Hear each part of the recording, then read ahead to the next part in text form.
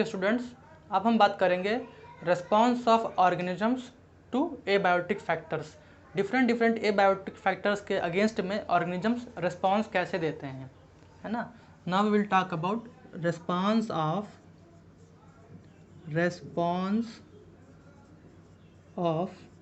Organisms to the abiotic factors.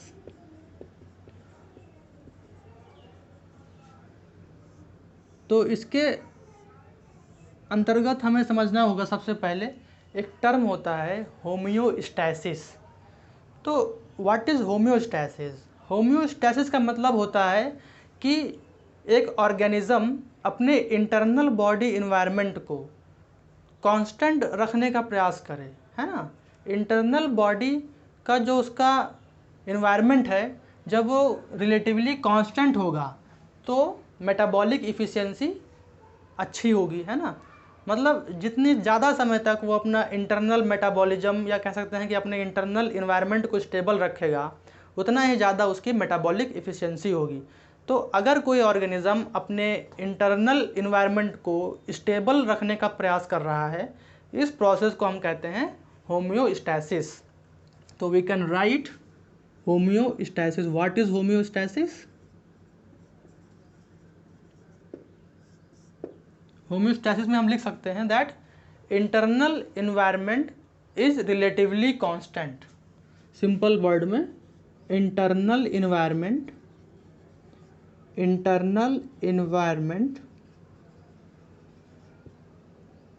Is relatively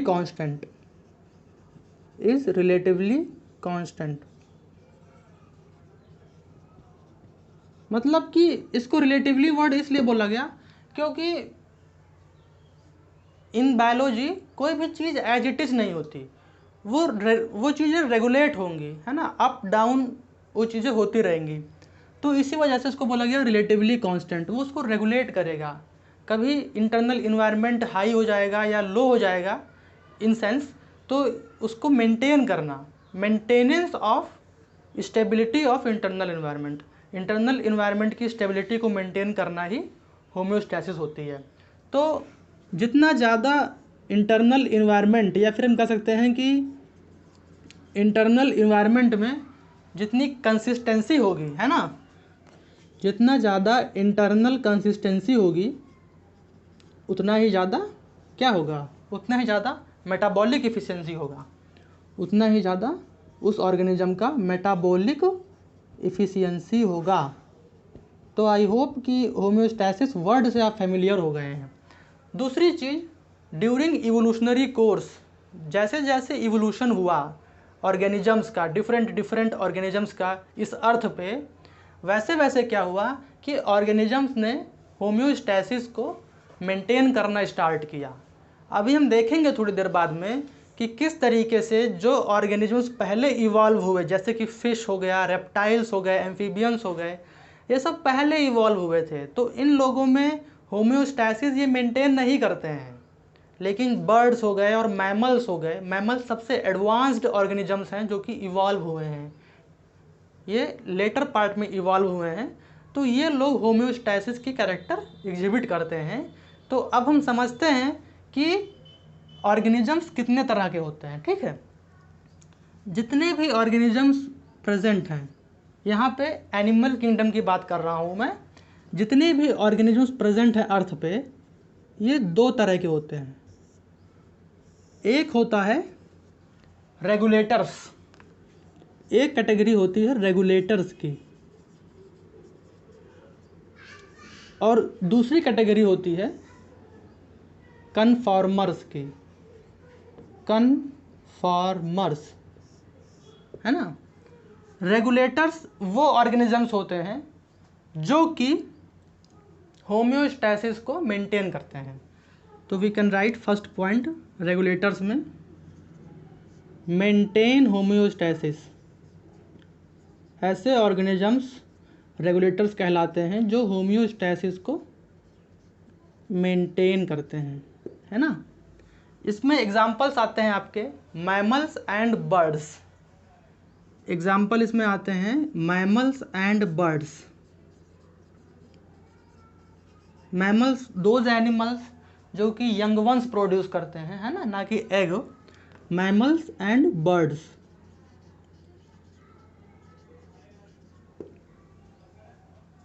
और conformers ऐसे होते हैं जो कि होम्योस्टैसिस को परफॉर्म नहीं करते हैं, है ना। तो यहाँ पे हम लिख सकते हैं कि इनका इंटरनल इन्वायरमेंट डिपेंड करता है एक्सटर्नल इन्वायरमेंट पे, है ना। ऐसे ऑर्गेनिज्म जिनका इंटरनल इन्वायरमेंट डिपेंड करे एक्सटर्नल इन्वायरमेंट पर, डिपेंड्स ऑन एक्सटर्नल इन्वायरमेंट, ऐसे ऑर्गेनिजम्स होते हैं conformers. Depends on external environment, depends on external environment. तो हमने देख लिया कि रेगुलेटर्स और कन्फॉर्मर्स में क्या डिफरेंस है। रेगुलेटर्स वो एनिमल्स हैं, वो ऑर्गेनिजम्स हैं जो कि होम्योस्टैसिस को मेंटेन करना चाहते हैं, मतलब अपने इंटरनल इन्वायरमेंट के जो उनका इंटरनल मैकेनिज्म है, इंटरनल बॉडी का जो उनका इन्वायरमेंट है उसको मेंटेन करना चाहते हैं, वो होते हैं regulators. Examples mammals and birds. Conformers में एक्सटर्नल इन्वायरमेंट पे उनकी इंटरनल इन्वायरमेंट डिपेंड होती है। इसमें एग्जांपल्स आएंगे, इसमें होगा एग्जांपल्स आपका रेप्टाइल्स, एम्फीबियंस और fish. Reptiles, amphibians and fish. और जब इवोल्यूशन हुआ, जब ये पूरी बायोलॉजिकल डाइवर्सिटी बनी अर्थ की, तो पहले फिश आए, रेप्टाइल्स आए, एम्फीबियंस आए, उसके बाद में मैमल्स का इवोल्यूशन हुआ। तो जैसे जैसे इवोल्यूशन इंक्रीज हुआ वैसे वैसे क्या हुआ कि ऑर्गेनिजम्स होम्योस्टैसिस को प्रेफर करने लगे। और होम्योस्टैसिस को प्रेफर करने के लिए, इंटरनल इन्वायरमेंट को कांस्टेंट बनाए रखने के लिए बहुत ज़्यादा एनर्जी चाहिए, एनर्जी एक्सपेंडिचर बहुत ज़्यादा चाहिए, बहुत ज़्यादा एनर्जी चाहिए उनको अपने इन्वायरमेंट को, इंटरनल इन्वायरमेंट को कांस्टेंट रखने के लिए। तो मैमल्स आप कंपेयर कर सकते हैं, जितने भी मैमल्स हैं वो बहुत ज़्यादा फूड मतलब इंजेस्ट करते हैं, बहुत ज़्यादा वो फूड लेते हैं ताकि उनको बहुत ज़्यादा एनर्जी मिल सके और वो बहुत ज़्यादा होम्योस्टैसिस में उस एनर्जी को खर्च कर सकें। जो कन्फॉर्मर्स हैं इनको बहुत थोड़ा फूड चाहिए सर्वाइव करने के लिए, क्योंकि जब इनको अपना इंटरनल इन्वायरमेंट नहीं मेंटेन करना है, ये एक्सटर्नल इन्वायरमेंट पर डिपेंड करते हैं, तो ये लोग बहुत ज़्यादा एनर्जी लॉस नहीं करते, है ना। तो ये रीज़न है और ये डिफरेंस है रेगुलेटर्स और कन्फॉर्मर्स में। हम एक बहुत अच्छा एग्जांपल देख सकते हैं रेगुलेशन का, दैट इज़ थर्मो रेगुलेशन। जो मैमल्स होते हैं, मैमल्स थर्मो रेगुलेशन परफॉर्म करते हैं। क्या करते हैं? थर्मो रेगुलेशन परफॉर्म करते हैं मैमल्स। और थर्मो रेगुलेशन हम इसको समझ सकते हैं बहुत इजी वे में, डे टू डे एग्जांपल में। जब समर सीज़न आता है तो समर सीज़न में हम बहुत ज़्यादा स्वेट करते हैं, हमें बहुत ज़्यादा पसीना आता है। तो पसीना आने की वजह से जब स्वेट एवापोरेट होता है तो एक कूलिंग इफेक्ट, एक सूदिंग इफेक्ट देता है हमारी बॉडी को, क्योंकि लेटेंट हीट के फॉर्म में हमारी बॉडी से हीट बाहर हो जाती है ना। तो समर में हम स्वेटिंग करते हैं और विंटर में हम शिवरिंग करते हैं। जब ठंडक का मौसम होता है तो हम लोग शिवरिंग करते हैं, कांपते हैं। तो इससे क्या होता है कि हमारी जो ब्लड वेसल्स हैं उनमें वेजो कंस्ट्रिक्शन होता है इस मैकेनिज्म से। और इस प्रोसेस को क्या कहते हैं? इसको कहते हैं थर्मियोजेनेसिस। तो थर्मियोजेनेसिस प्रोसेस से वेसो कंस्ट्रिक्शन होता है, ब्लड वेसल कंस्ट्रिक्ट होती हैं और हमारी बॉडी का टेम्परेचर राइज होता है ना। तो इस तरीके से मैमल्स थर्मो रेगुलेशन करते हैं। तो अब हम समझते हैं रेगुलेटर्स और कन्फॉर्मर्स में by the help of graph, एक ग्राफ के हेल्प से हम समझेंगे कि इन दोनों में क्या डिफरेंस है। सी हियर, ये ग्राफ बनाते हैं, ये ग्राफ एनसीईआरटी बुक में भी बना हुआ है, तो उसको समझने का प्रयास करता है। एक्स एक्सिस पे हम लेते हैं एक्सटर्नल टेम्परेचर, है ना, जो इन्वायरमेंट का टेम्परेचर है, एक्सटर्नल टेम्परेचर।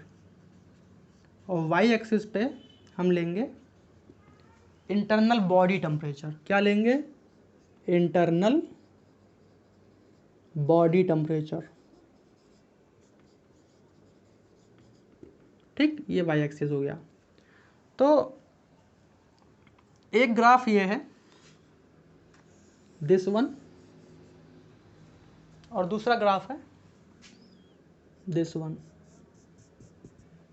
तो आप बताइए कि इसमें से कौन सा ग्राफ कन्फॉर्मर का है और कौन सा ग्राफ रेगुलेटर का है। तो जो ये ग्राफ है, ये जो डॉटेड लाइंस हैं, ये है रेगुलेटर का।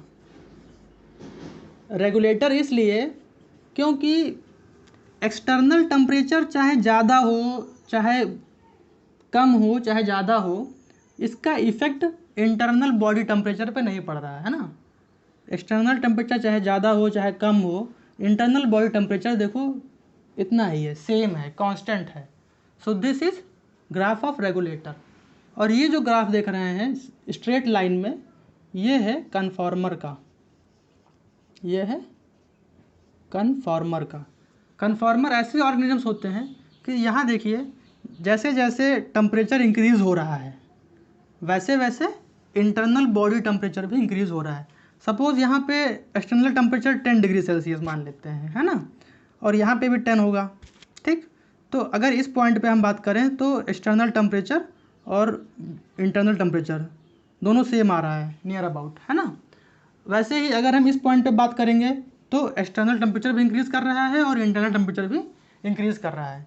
ये हो गया रेगुलेटर और कन्फॉर्मर्स का ग्राफ।